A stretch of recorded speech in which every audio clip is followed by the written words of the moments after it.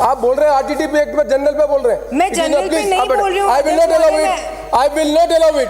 एक और प्रश्न है, उसके बाद आप अपना अच्छा आप सुविधा की बात करो।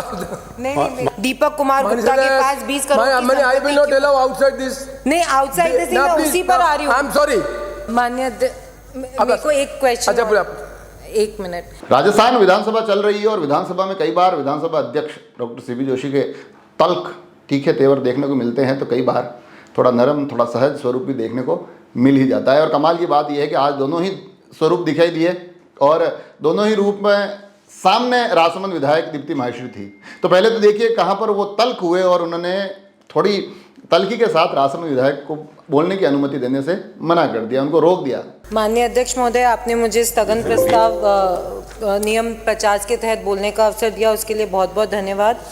माननीय अध्यक्ष महोदय, मेरे से पूर्व विधायकों ने अपनी बात बहुत अच्छे से रखी है। उन्हीं की बात को बढ़ाते हुए मैं आपको ये पूछना चाहूँगी और वाकई में ये जानना चाहूँगी कि भ्रष्टाचार के ऊपर जब हम बात शुरू करते हैं तो कहाँ से शुरू करें, ये अभी तक भी क्लियर नहीं है। या तो हम ये बात करें कि योजना भवन के बेसमेंट में अलमारी में 2.5 करोड़ रुपये क्यों मिले, या 135 ब्लैकलिस्टेड कंपनियों ने क्या किया, और या फिर 70,000 सैलरी पाने वाले जयपुर डिस्कॉम के सहायक लेखा अधिकारी दीपक कुमार गुप्ता के पास 20 करोड़ की संपत्ति। I will not allow outside this. नहीं, आउटसाइड दिस मैं उसी पर आ रही हूँ। आई एम सॉरी, पहले किस पे बोलना है? इज ओनली अन्नपूर्णा के अन्नपूर्णा के फूड पैकेट पर ही आ रही हूँ। I will not allow it, be specific.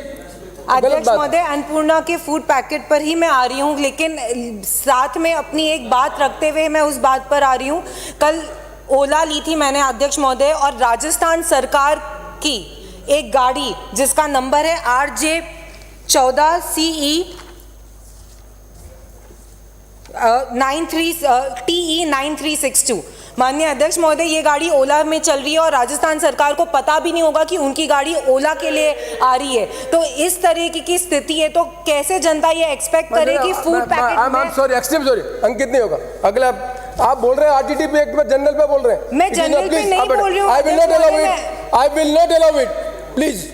ये कोई तरीका नहीं है, अपना इश्यू अलग और बोले please. I will not allow it. तो देखा आपने किस प्रकार से उन्होंने कहा कि नहीं, प्रिंसिपल की तरह बिल्कुल की विषय से इधर तो नहीं जाने दूंगा। ये तीखे तेवर वहाँ दिखाई दिए। मगर आज ही सदन में एक समय ऐसा भी आया जब राजसमंद विधायक दीप्ति माहेश्वरी चिकित्सा से जुड़े हुए कुछ प्रश्न कर रही थी, और जब मंत्री जवाब दे रहे थे तो प्रति प्रश्न पूछे जा रहे थे, तो प्रति प्रश्न का सिलसिला थोड़ा लंबा हो रहा था। तो एक बार विधानसभा अध्यक्ष ने रोका कि अब चलिए आगे की तरफ बढ़ते हैं, मगर उन्होंने कहा कि नहीं, एक प्रश्न और पूछना चाहती हूँ। तो विधानसभा अध्यक्ष ने मुस्कुराते हुए उसकी अनुमति भी दे दी। तो ये भी एक स्वरूप देखने को मिला कि जहाँ अनुमति मिलती भी है, सहज सरल स्वरूप देखने को मिलते हैं, वो दृश्य भी देखिए आप। माननीय अध्यक्ष महोदय, मैं आपके माध्यम से मंत्री महोदय से जानना चाहूँगी कि ये जो नए खोले गए योग एवं प्राकृतिक चिकित्सा महाविद्यालय हैं, ये नए चिकित्सालय खोले गए हैं कि पहले से चल रहे चिकित्सालयों में ये खोले गए हैं चिकित्सा महाविद्यालय, और अगर नए खोले हैं तो इसके लिए कितनी राशि का आवंटन किया गया है? एक और प्रश्न है, मैं उसके बाद पूछूँ।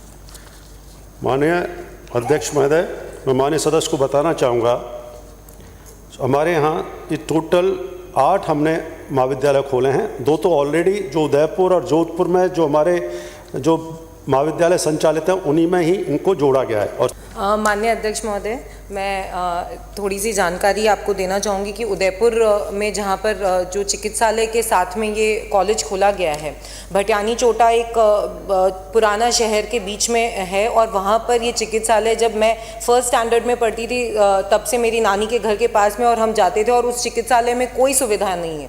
और ये बजट घोषणा 2021 की है, और जोधपुर में भी मैंने पता करा, वहाँ पर भी यही स्थिति है।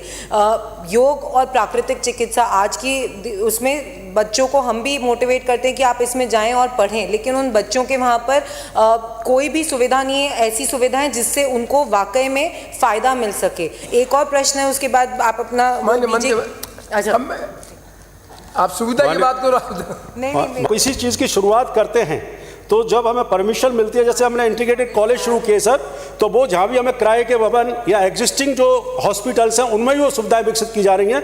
भवन की आवंटन की, भूमि की आवंटन की कार्रवाई की जा चुकी है, और आने वाले समय में निश्चित रूप से हम जल्दी शिलान्यास कर रहे हैं जहाँ इनके खुद के अलग से हॉस्पिटल्स होंगे और कॉलेजेस होंगे।